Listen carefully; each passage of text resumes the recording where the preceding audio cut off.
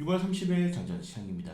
요 3대 지수는 호주세로 마감을 했습니다. 나스닥은 약보합으로 끝났고 S&P, 다우는 상승 마감을 했습니다. 미국 1분기 GDP가 나왔는데 예상치를 크게 상회했습니다. 네, 예상치가 1.4%, 네, 실제 2.0%, 2%의 GDP를 기록했는데 좋네요. 네, 미국 너네만 경제가 굉장히 좋습니다. 그리고 신규 실업자 청구 건수는 오히려 예상치보다 어떻게 보면 하회를 했는데 이것도 경기가 좋다는 것을 반증을 하는 거죠. 네, 반증을 하고 있고 소비 물가지수 나쁘지 않게 나왔다.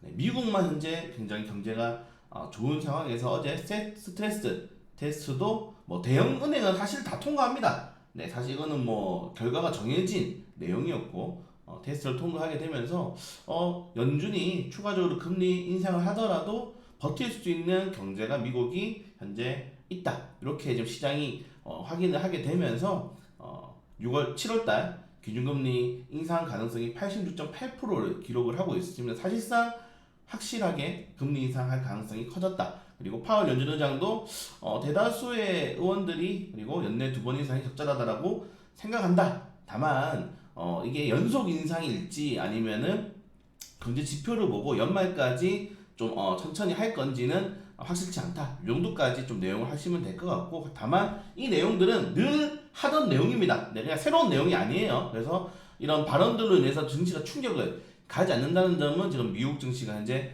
보여주고 있는 상황.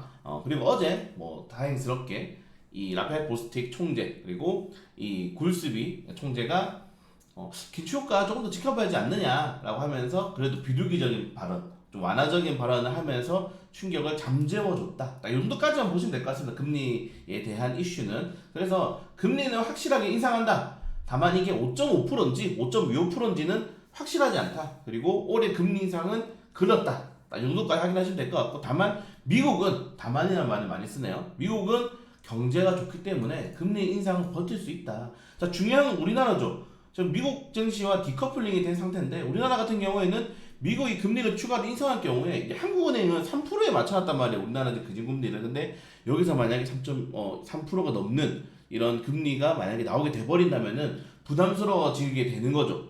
네, 그래서 미국 금리에 대해서 이런 경제적 체력이 약한 우리나라는 충격을 추가적으로 받을 수가 있다는 점들 여러분들 좀 확인하시면 될 것 같고, 그리고 유엔연합이 이 30일까지 정상회담을 진행을 하게 됩니다. 여기에는 우크라이나, 이민, 대중관계들을 논의가 되는데, 우크라이나에 대한 지원을 할 가능성이 매우 커지고 있다. 다만 예전에도 올려드렸지만은 유럽연합 같은 경우에는 이 군사적 지원보다는 인도적 지원들을 많이 하는데, 이 이민자에 대한 크레딧을 주는 것에 대해서 굉장히 의견이 많이 갈립니다.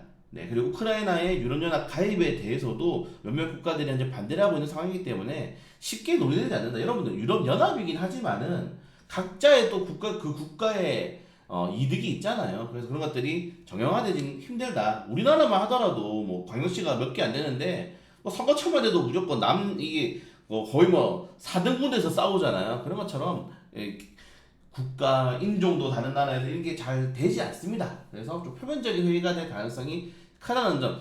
그러나 뭐 다만이라는 말을 쓰지 않겠습니다. 그러나 여기서 만약에 이 러시아의 지금 제재를 가하고 있는 특히 동결된 자산들이 만약에 우크라이나 재건으로 써지게 된다면은 또 우크라이나 재건 관련 테마주가 한 번 더 불을 받을 수가 있겠죠. 이런 것들은 체크해야 될 필요가 있다는 점들 확인하시면 될 것 같습니다. 자, 그래서 뭐 전체적으로 금리에 대한 부담감들은 미국 대신 우리나라에 좀 크게 작용하고 있고, 결국 금리 인상될 가능성이 높기 때문에 어제 2년물 국채금리가 날아올랐습니다. 또다시 5%대 갈 가능성이 매우 높아지고 있다는 점들, 이런 것들은 좀 부담이 되죠. 달러도 크게 오르면서 또 원달러 환율이 1,300원을 재돌파했는데 또 1,300원 구간대를 상회할 가능성이 커지고 있다는 점들, 국내 시장에 좀 부담을 줄 수 있을 만한 뉴스들이 시장에 많이 나오고 있다. 네, 결국에는 내부적인 체력을 키워야 되는데 여기에 대해서는 정책에 같이 노력을 해야 되겠죠. 제가 어제 이제 마감 시황에 그리스를 좀 예로 들었는데 지금 우리나라가 그리스의 이 전철을 밟고 있지 않나라고 좀 다시 곰곰이 생각을 하게 됩니다. 네, 그걸 제외하고는 S&P에서 올해 글로벌 경제 성장률을 2.9%로 상향을 했습니다. 이게 근데 경기가 좋아지는 게 아니고 둔화 시점이 지연되었다. 미국은 내년에 올 거고 유럽연합도 내후년 때에는 경기 침체가 올 것이다라고 이야기를 하고 경고를 하고 있는 거죠. 하고 있는 상황입니다. 자, 그리고 미국은 이제 테슬라로 여러분들 이제 슈퍼차저로 아마 규격이 완성될 가능성이 높습니다. 네, 그래서 각 주 정부마다 슈퍼차저에 대한 슈퍼차저를 의도적으로 설치를 하게 하고 그리고 그 규격을 맞추도록 지금 지원을 하고 있어요. 그래서 맞추는 기업들에 대해서는 네, 인플레 가축법을 통해서 지원금을 주고 이런 식으로 진행하기 때문에 테슬라가 결국 전기차 시장에 대한 장악력을 커질 가능성이 매우 높다. 요게 이제 현대차가 제가 내피셜로 말씀드린 것처럼 과연 현대차가 무선 충전 기술을 가지고 있기 때문에 무선 충전을 확대할 것이냐 아니면은 테슬라의 규격을 따를 것이냐 이게 좀 가장 중요하게 자리 잡는다. 우리나라 같은 경우에는 어제도 이제 아파트에 전기적 충전소 의무 설치야. 네, 이거를 또 확대했기 때문에 충전소 관련 테마주들은 지속적으로 관심을 가져오시는 게 좋지 않나라고 좀 생각이 되고요. 네, 이 정도까지. 그리고 지금 어제 마이크론 테크놀로지가 급락이 나왔거든요. 근데 중국 정찰 풍선 이슈가 굉장히 좀 크게 나올 수가 있죠. 정찰 풍선을 뜯어봤더니 이거 뭐야? 스파이 풍선이 맞았잖아. 근데 정찰 풍선이 미국에만 있었던 게 아니죠. 일본, 남미 국가까지 가 있는 상황에서 중국이 지금 미국에 보복할 수 있는 그리고 중국에게 좀 안 좋은 국가들에게 보호할 수 있는 법적 근간을 지금 만들면서 다음 달부터 당장 시행한다고 합니다. 이렇게 되면 또 둘이 사이가 안 좋아질 수밖에 없겠죠. 정상회담을 한번 하는 게 좋지 않나 이렇게 좀 생각이 되는데 정상회담도 쉽지 않습니다. 그래서 결국 미국과 중국과의 관계가 틀어지면은 타격을 받는 것은 수출 주도 국가인 우리나라가 될 수밖에 없다는 점들 확인하시면 될 것 같고 여기에 이제 엔비디아 사실 뭐 엔비디아 CEO 잭슨왕 같은 경우에는 약간 친중 그 마인드를 가지고 있습니다. 일론 머스크도 마찬가지죠. 근데 그게 나쁜 게 아니다. 어쨌든 자유시장에서는 기업의 이익이 어떻게 보면 최우선이 될 수도 있기 때문에 잭슨왕 같은 경우에는 이 중국에 좀 좋은 발언도 하고 특히 일론 머스크는 맨날 중국에 날아가죠. 이슈 터지면은 그런 것들은 나쁘지 않다. 그래서 엔비디아는 미국 수출 통제를 받아들이기 힘들다고 하면서 좀 반대되는 의견을 낸 것처럼 조금 더 반도체 관련된 이슈를 지켜봐야 될 것 같지만 쉽지 않다는 점들. 네, 그래서 반도체 업종들의 단계적인 반등이 쉽지 않을 수도 있다는 점도 여러분들 확인하시면 될 것 같고요. 그래서 이제 마이크론 테크놀로지가 큰 폭의 4%대 하락이 나왔습니다. 좋은 실적은 나온 다음에 원래 떨어지긴 해요. 제로소멸은 떨어지긴 하지만은 그럼에도 불구하고 중국 관련된 이슈로 인해서 조금 더 시장이 많이 떨어지지 않았나라고 생각을 할 수 있게 만드는 하락폭이다. 이거는 국내 시장에 또 영향을 줄 수 있겠죠. 네, 가능성도 커질 수 있다는 점. 자, 그리고 버크셔 해서웨이가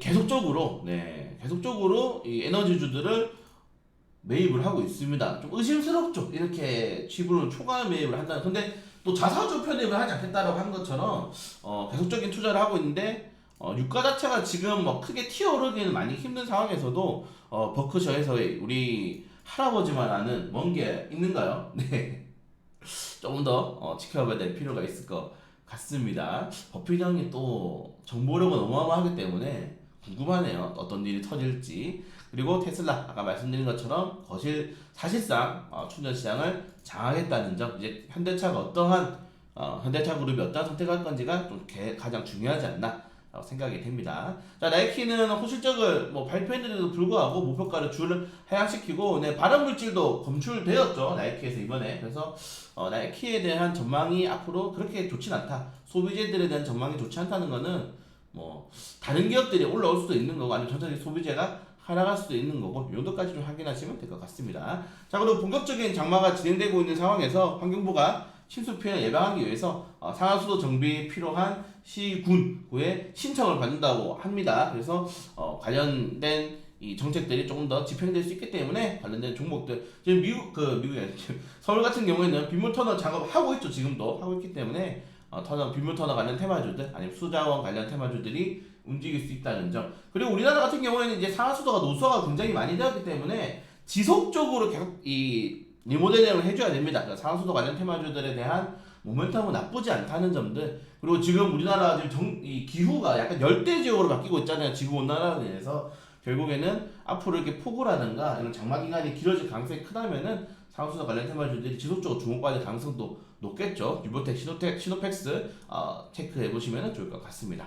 네, 이 정도까지 내용 체크하시면 될 것 같고 큰 이슈는 많이 없다는 점. 네, 그래서 오늘 이제 6월 마지막 일, 어제 이제 다행스럽게 외국인 투자들이 뭐 전전일에 1조 5천억 원 순매도 선물 계약을 매도 계약을 하고 어제는 뭐 3천억 원 규모의 순매수가 들어왔는데 과연 순매수제는 좀 유지해줄 수 있을지 정말 다행스럽게도 삼성전자는 유지해주고 있으니까 이 중국과의 관계 개선 그리고 2분기 실적을 앞두고 과연 어느 정도까지 실적이 뭐 분명히 영업이 적자가 나오겠지만은 회복이 할 수 있을 건지 그리고 3분기에 실적을 돌릴 수 있을 만한 뭔가의 모멘텀이 있을 건지가 좀 중요하지 않나 생각이 됩니다. 자 그리고 어제 19세 거의 뭐 어마어마한 거래대금 9천억 가까운 거래대금 끌어당겼는데 오늘은 알맥 오픈롤이 또 신규 상장을 합니다. 근데 공모는 좀 갈렸어요. 하단이 이탈하고 오픈롤은 알맥은 상단을 초과했기 때문에 과연 정말 400%의 기적이 한번 나올 수 있을 건지 오늘 알맥도 굉장히 좀 투자자들이 관심을 받을 가능성이 높기 때문에 장 초반에 수급 어느 정도까지 가져갈 수 있는지 상장된 두 종목 지켜보면서 오늘 하루 대응하도록 하겠습니다.